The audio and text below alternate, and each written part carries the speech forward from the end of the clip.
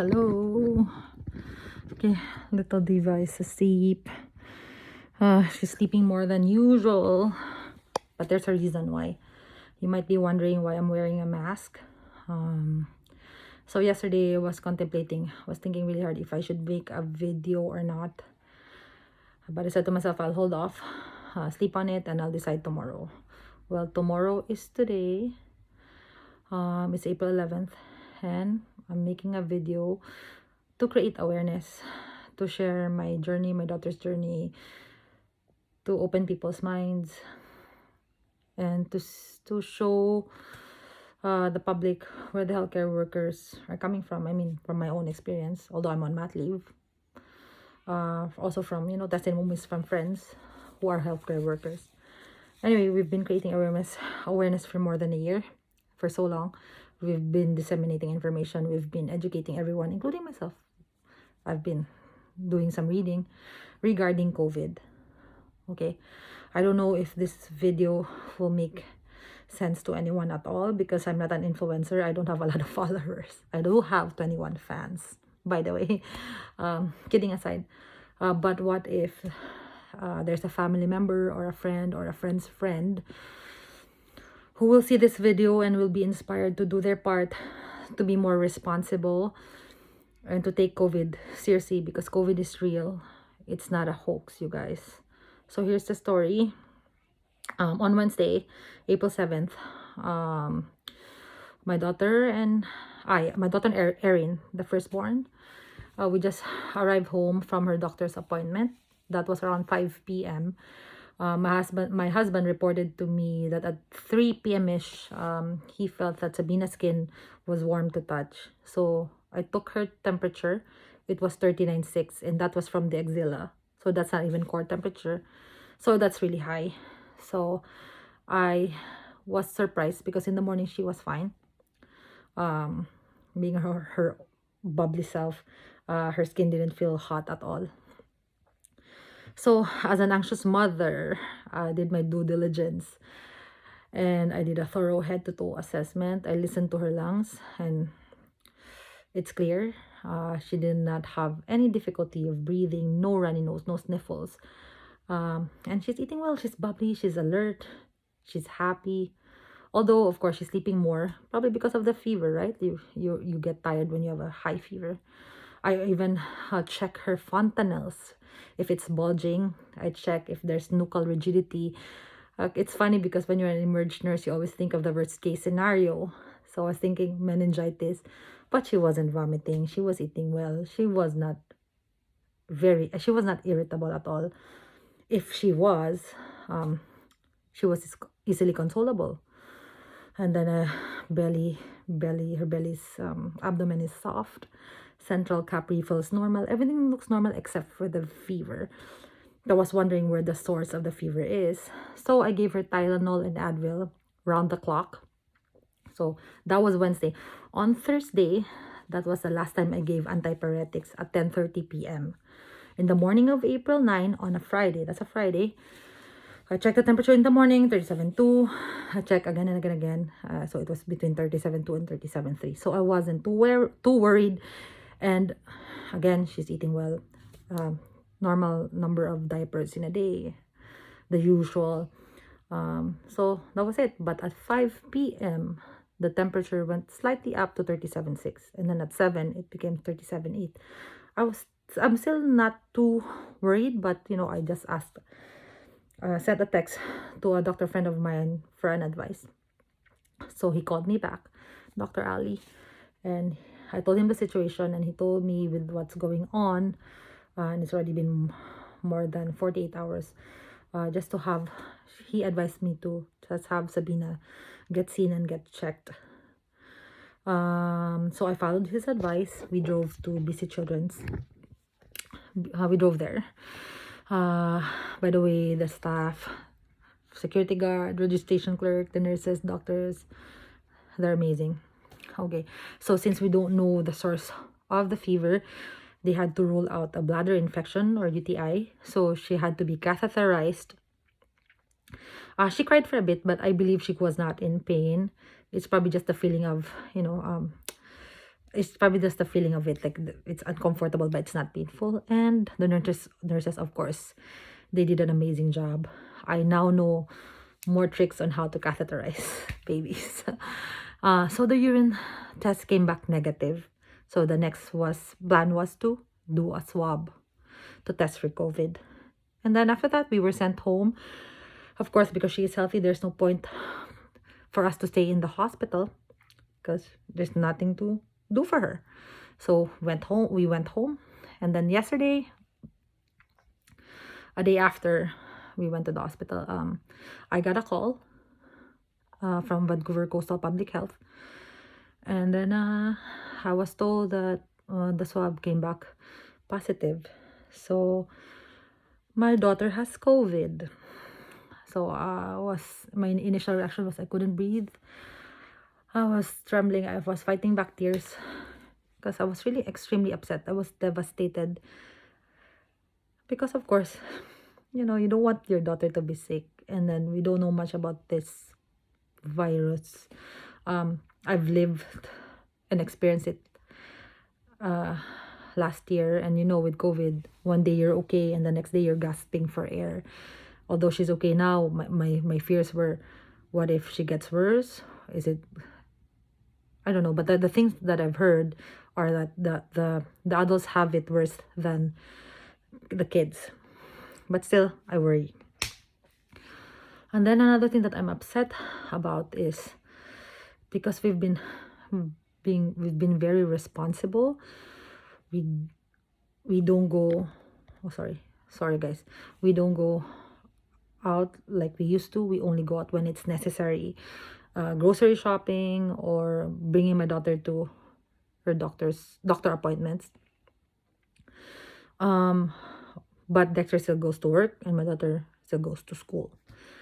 So although I'm surprised, but I should not be, because you can still get it from anywhere.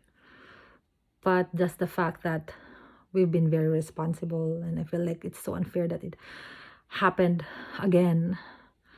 I'll give you an example.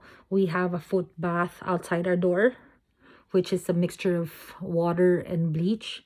So every time we go out and we go back in, before we go inside the house, we step on the foot bath for 30 seconds and then put our shoes specifically somewhere, and then we go straight to the bathroom, and we have a shower, and we have a separate bin for our dirty clothes. We also have, or always wear, a mask. We practice social distancing. I have alcohol sanitizer with me. So it's just upsetting because we've been doing our best, really. If to those people who know me, I'm a very social person. I like to go out. I like to have drinks with friends or dinner with friends, or I like to go karaoke. I like to go dancing. I don't like hiking, but I like to go out. So I like to socialize. But I stopped all that. I had to make a sacrifice. I have to do my part because that's the right thing to do. And also I want to protect my family, right? So this is upsetting because no matter how diligent you are, it's still the virus. You can escape its wrath. So I'm really upset. Then I got a call from Vancouver Coastal today. Of course, we'll be quarantining. The funny thing is, the reason why I was surprised that she has COVID is because all of us, except for Sabina, all of us have no symptoms. Not even a sniffle, not even a tickle in the throat, nothing. We're all okay. So I'm curious where she got it from. So Vancouver Coastal called us, so we'll be quarantining Dexter, Erin, and my cousin. They're gonna be quarantined for 14 days. While I, on the other hand, will be quarantining longer because Sabina is still on her infectious stage. So I think her infectious stage will end on the 17th midnight, I think. So then that's when I start my 14 days. So mine will be a bit longer. I'll be done. My last day will be May 1st. So I was wondering, I wish that I forgot to ask them if they could swab us, although it's really a waste of resources. However, I would want to know where she got it from because my daughter doesn't go out. She can't walk yet. She's 8.5 months old. So of course she didn't get it on her own. Like, she got it from somewhere, from us. So it might be me, Dexter, or Erin, except for my cousin, because my cousin doesn't go out at all. She stays and takes care of the baby. So the reason why I made this video is just to let you guys know that even if you're asymptomatic, no symptoms at all, you can still have the virus. You can still have COVID and can still transmit it to anyone, but also can transmit it to the vulnerable sector of the community, like elderly or the immunocompromised people, or babies. Like my daughter, she's vulnerable still because she's 8 months.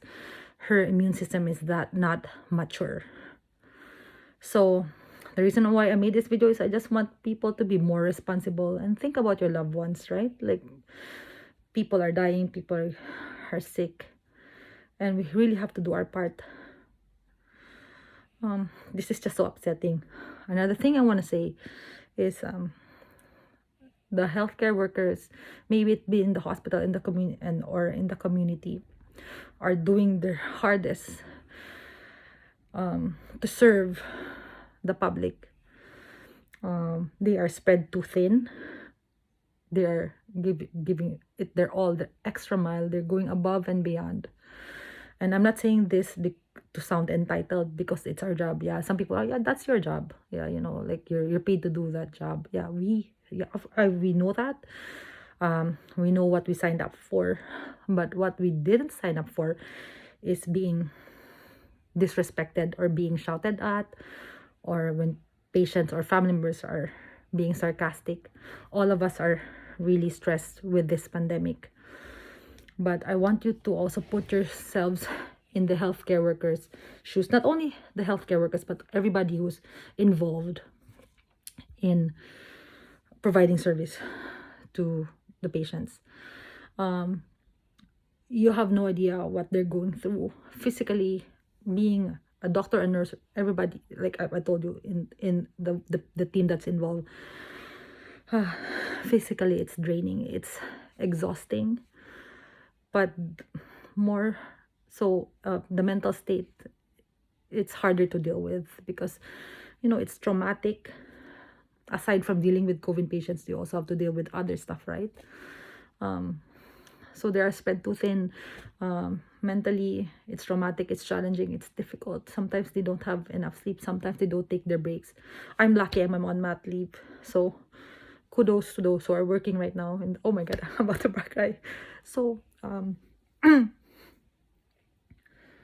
all I ask, if I humbly request, is to just be kind to the people who are taking care of your loved ones, or you as a patient. It's not easy for them. They're human beings. They're not machines. They get tired as well. We normalize what is not normal. We see death every day. We see sick people every day. And we have to deal with that. We're always in the zone, and then move on to the next, move on to the next patient, move on to the next patient. Like for example, I have a friend who's already, I think she's burnt out. And she could choose to call in sick, but she doesn't want to use her sick call because she feels guilty, because for even one sick call, the department is gonna struggle, right? How much more if 2 more sick calls, 3 sick calls? Imagine if there's no healthcare workers left. Who's gonna take care of your family members, or for you if you're a patient?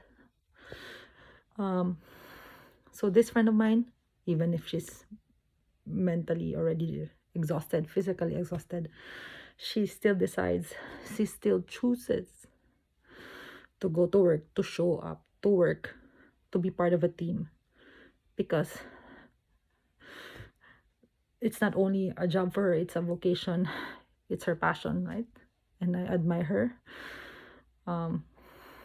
So I admire the doctors, the nurses, everybody, so social worker, RT, so imaging department, housekeeping, kitchen staff, laundry staff, parking staff, security guards, everybody.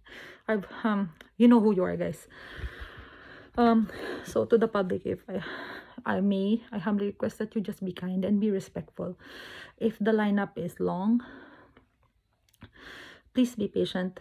You are all important. Everybody's important. But of course, we have to take priority to those who are sicker so that they don't deteriorate.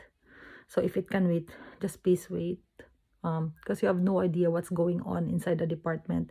Even in the wards, everybody are trying their best to keep afloat. So that's it.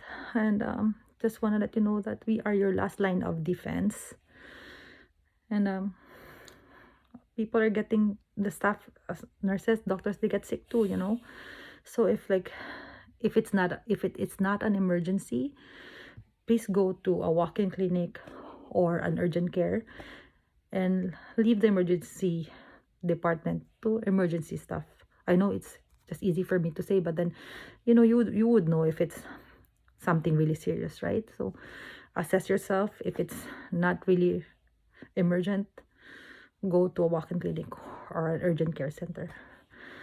And also, I would like to ask for your prayers for my daughter, that she'll recover and that hopefully all of us here in the house will not develop any more symptoms, and then we can move on from this, because I'm so tired. Mentally, I'm not well as well. I pray every night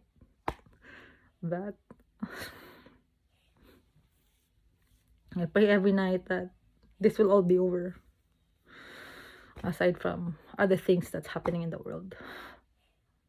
Okay, so keep us in your prayers, guys.